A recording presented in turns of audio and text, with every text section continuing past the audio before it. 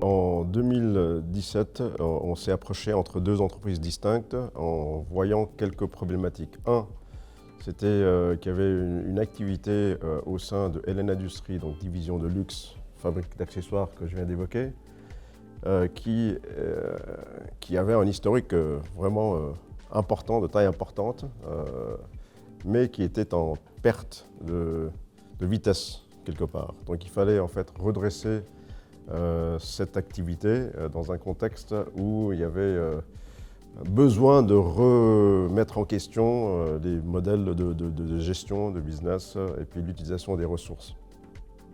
L'autre entreprise que j'avais déjà en fait, je jouais le rôle d'administrateur, devait aussi revoir comment elle pouvait aller à l'étape supérieure en ayant une masse critique, soit de management ou de compétences pour pouvoir arriver à une masse critique. Donc il y avait une problématique totalement liée au business.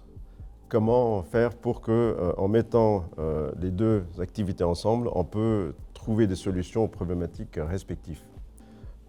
On a commencé par une logique business, une logique affaires, une logique intérêt économique pour pérenniser les activités.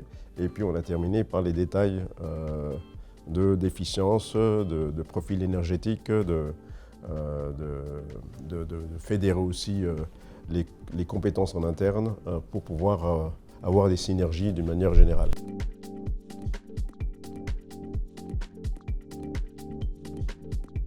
C'est la FTI qui nous a présenté en terrain, qui nous a présenté René et Mathé, qui nous a assis dans une même salle. Et puis ils nous ont dit, voilà, vous avez ce terrain, comment est-ce que vous allez vous le partager? Donc on a commencé par tirer, entrer au milieu du terrain. Puis ensuite on s'est dit, oui, mais juste avec ça, ça va pas être terrible. On peut pas, nous, on a quand même des challenges de rayons de braquage, etc., qui sont assez importants. Donc on a commencé à faire plein de dessins, puis on s'est vu 2, 3, 4 fois avec toujours sous, on va dire, la houlette de la FTI et puis dans bureau d'architecte urbaniste.